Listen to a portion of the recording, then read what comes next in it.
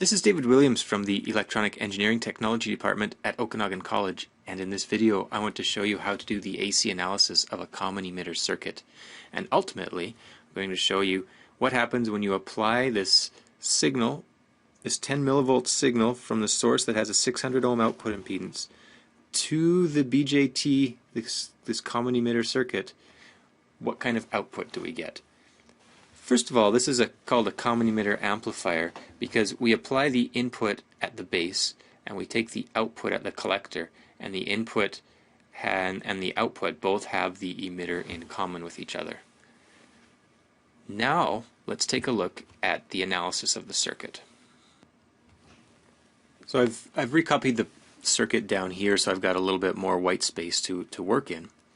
And the next thing I'm going to do is the DC analysis. And the DC analysis is going to involve a few steps. The first step is I'm going to eliminate all of my AC sources, and in this case I only have the one. So what happens to eliminate the AC sources? Well, I short the AC sources. So that AC source is now short. The next thing I'm going to do is replace all the caps with opens. So all of these capacitors get opened up and basically disconnect the source, disconnect the load, and disconnect this bypassing resistor around the emitter resistor, or bypassing capacitor around the emitter resistor. And when I do that, I end up with this voltage divider bias circuit. Now that I've got just the DC circuit, I can do the DC analysis on the circuit, and that's going to involve finding the operating point. So I want to find what my collector current is, and I want to find what my collector emitter voltage is. Now I didn't declare what this beta was, but let's say we found this transistor has a beta of 150. So with a voltage divider bias circuit, if R2 is less than 0.1 times beta times RE, then I can make the approximation that there's no base current going into the transistor, and then this is truly a voltage divider bias. So if we see 0.1 times beta, so that's going to be 15, times 3000 is 45,000. 45,000 is greater than R2, so R2 is less than this number here. So I can make that assumption. So this makes my calculations much easier. So very quickly do the DC analysis. The voltage at the base is going to be 24 volts times 30 over 30 plus 130, and that works out to 4.5 volts. The voltage at the emitter will be 0.7 volts. Voltage at the emitter here is going to be 0.7 volts less than the voltage at the base there. So that will be 3.8 volts. The emitter current is going to be the 3.8 volts over the 3000 ohms of the emitter resistor. So we're figuring out this current. Works out to 1.26 milliamps. Because we're using this approximation method, this approximate method, collector current and the emitter current are about the same. So we've got 1.26 milliamps for the collector current. And using that collector current of 1.26 milliamps, we can figure out the collector emitter voltage. It's going to be 24 volts minus 1.26 milliamps times 8 kilo ohms plus 3 kilo ohms, which works out to 10.06 volts. So there's my operating point, 1.26 milliamps for the collector current and 10.06 volts for the collector emitter voltage. Now I did this DC analysis very quickly, but if you want to see more details on how to do that, you can see one of my videos that I have on the DC analysis of BJT circuits. Now we can move into the AC analysis. And the AC analysis is going to be simply looking just at the AC portion of the circuit and determining the voltage gain as well as the input impedance and the output impedance. So in the AC analysis, the first thing we want to do is short any DC voltage sources. So get rid of the DC part of the circuit. So that's going to involve shorting VCC there. So that's going to connect this point to ground. I'm also going to short all the capacitors. I'm making the assumption that my frequency is high enough and my capacitors are big enough that those capacitors are going to basically be shorts. Then I'm going to simplify the circuit, and this is going to involve combining resistors if I want to do that, and it's also going to involve replacing the transistor here with an AC model of the transistor that's going to allow us to do the AC analysis. And in this case, I'm going to replace that transistor with the T equivalent model.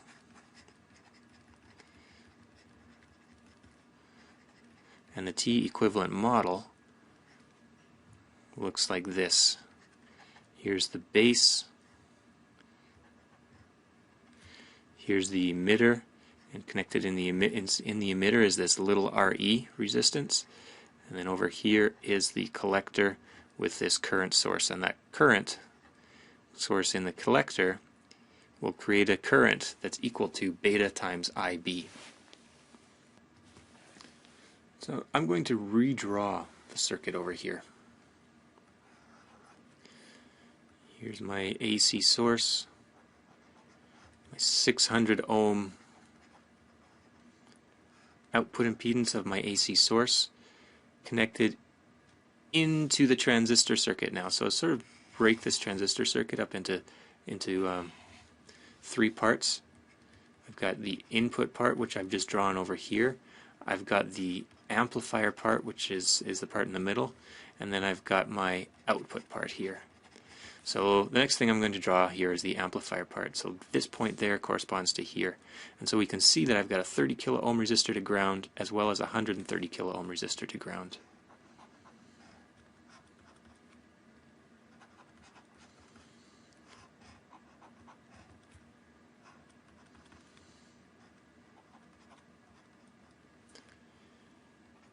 And then this point goes into the base.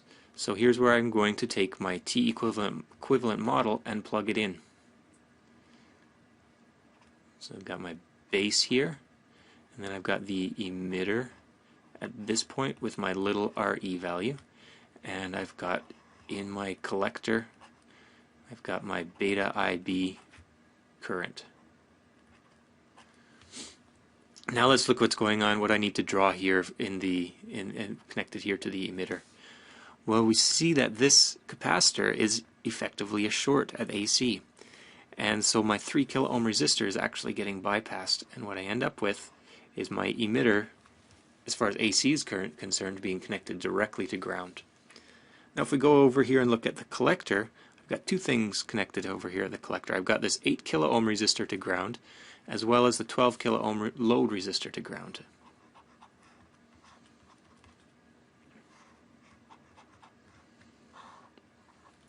So I've got 8 kilo ohm collector resistor and the 12 kilo ohm load resistor. And across the load resistor right here, that's my output. And there's one more piece of information for this puzzle, and that's the value for that little RE. Little RE is always going to be 26 millivolts divided by the emitter resistor, not the emitter resistor. Little RE is going to be the 26 millivolts divided by the collector current, the DC collector current, which was 1.26 milliamps. So the little RE value works out to 20.36 ohms. So I've redrawn the circuit down here again to give me a little bit more room, and there's actually one more adjustment I'm going to make. You can see that the 30 kilo ohm resistor and the 130 kilo ohm resistor are in parallel with each other, so I'm going to replace them with a resistor that's the equivalent of a 30 kilo ohm in parallel to 30 kilo ohm in parallel to 130 kilo ohms. So that equivalent resistance is 24.4 kilo ohms. Now let's do the AC analysis on this circuit now. We've reduced the circuit to its AC equivalent model or schematic. Let's do the AC analysis on it. A couple things to note before we go on. is that the voltage across those 2 points is my input voltage, and the voltage across these 2 points is my output voltage.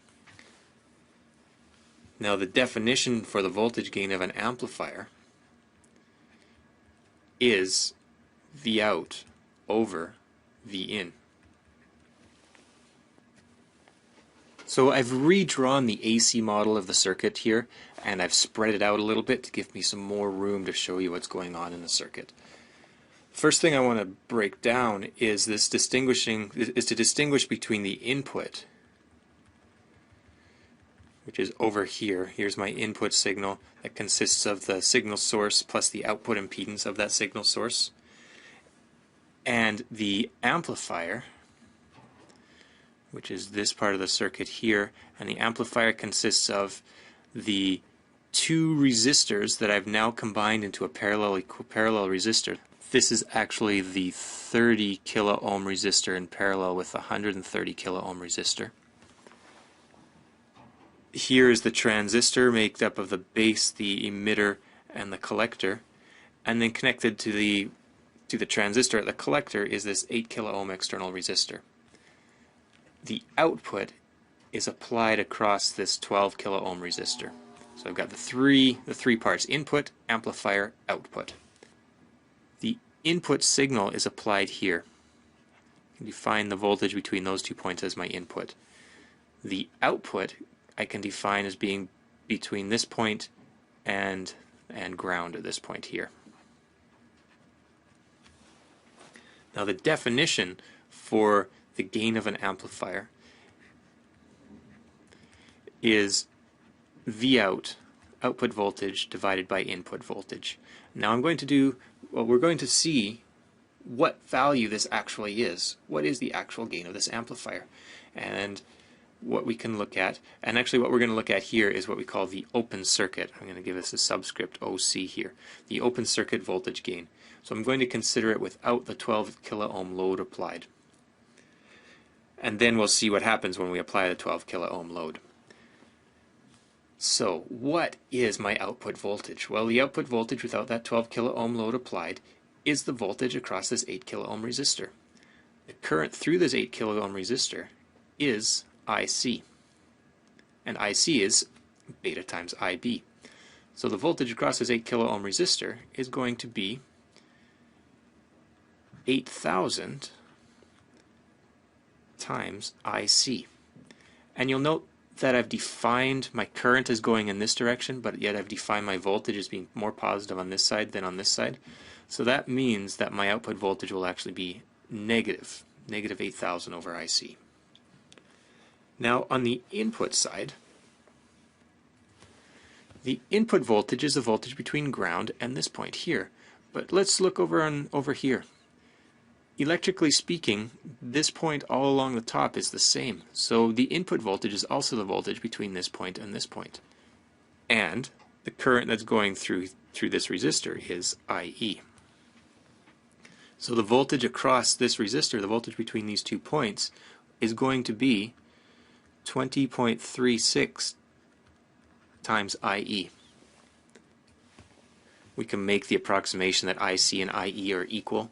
We can be off by a small factor, but because betas also may be off by a small factors and variation in the transistor, we're just going to cancel these, assume they're equal. And so my voltage gain is simply negative 8,000 over 20.36, which is negative 393. Now what does that negative mean? Well, it simply means that the input and output are 180 degrees out of phase with each other. So when we usually talk about sinusoidal signals, when the input is at its positive peak, the output will be at its negative peak. The next thing to figure out in this AC analysis is what is the input impedance. And the input impedance is the impedance seen looking from this point in. So what we see here is that we have a 24.4 kilo ohm resistor in parallel to whatever input impedance there is here at the transistor. So let's call this ZNQ to designate the input impedance seen looking into the transistor. So the overall input impedance is going to be this 24.4 kilo ohm resistor, the external resistors in parallel to the input impedance seen looking into the transistor. So this is the next thing that we need to figure out.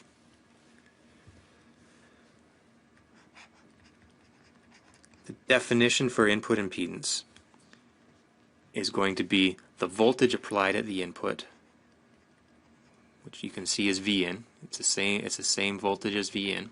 So we're looking at this point, which is our V in voltage, or this point with respect to ground, divided by the current that's going into the input. Well, the current into the input here is the base current. So if we're looking back to our calculation for the voltage gain, our input voltage was 20.36 times IE, while our input current, it's the base current, so it's just IB. The current going into the base is the base current, obviously. Well, we know in order to calculate a number here, we actually know the relationship between the emitter current and the base current. The emitter current, we can substitute that with beta plus 1 times IB, all divided by IB. These base currents cancel out, and we get an input impedance that's going to be 20.36 times beta plus 1, and our beta was 150. So our input impedance works out to 3054 ohms. Now this is the input impedance seen looking into the transistor, so this is in parallel with the 24.4 kilo ohms. So the overall input impedance is this 24.4 kilo ohms in parallel with 3054 ohms. And that works out to 2.714 kilo ohms. The last thing to figure out is the output impedance, and that's the impedance seen from the output looking back into the circuit. Now when we're doing this analysis for figuring out the output impedance, we see we've got this 8 kilo ohm resistor in parallel with what's looking into the transistor, but as we're doing this analysis, what we need to do is replace this current source with an open. So what we have is 8 kilo ohms in parallel with an open circuit, essentially infinite impedance. We find that the output impedance is simply equal to RC, which in this case is 8 kilo ohms. So now we have our three parameters for this amplifier in an open circuit configuration. So we can now redraw this as just a general amplifier circuit element that has some amount of input impedance that the input is applied to. In this case we have the 2.714 kilo ohms, as well as this voltage source connected to an output impedance. And here is my output voltage. And that's output impedance is 8 kilo ohms, and this voltage source at the output is equal to negative 393 times V in. So with this general amplifier configuration, I can connect an input over here and I can connect an output over here, and I can figure out what the overall effect on the input signal is going to be. You know, what kind of output signal am I going to get? The input that I had originally connected was this 10 millivolts. Let's call it 10 millivolt peak signal connected to a 600 ohm, well, it has a 600 ohm output impedance. And the output is connected to a 12 kilo ohm load. Let's see what kind of output signal we get in this circuit. So we have a 10 millivolt signal applied at the input, and that 10 millivolt is going to be divided between the 600 ohm output impedance of the source and the 2.7 kilo ohm input impedance of my amplifier.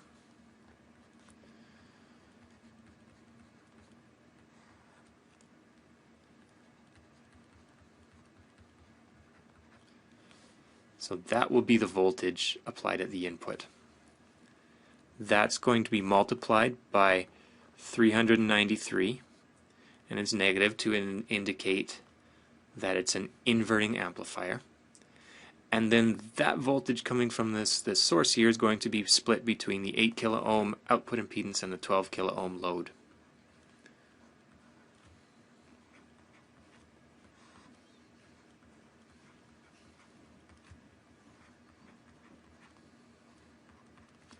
So once again, to sum up, here's the reduction due to the input impedance. This is the gain of the circuit, and this is the effect that the output impedance has on the signal. And the resulting output signal will be a 1.93 volt peak signal. And the negative indicates that it's 180 degrees out of phase with the input signal. Hopefully this video has helped you figure out how to do the AC analysis of a common emitter amplifier circuit. There's a couple of other configurations for BJT amplifiers, so check out my videos on those configurations. And I'll see you in the next video.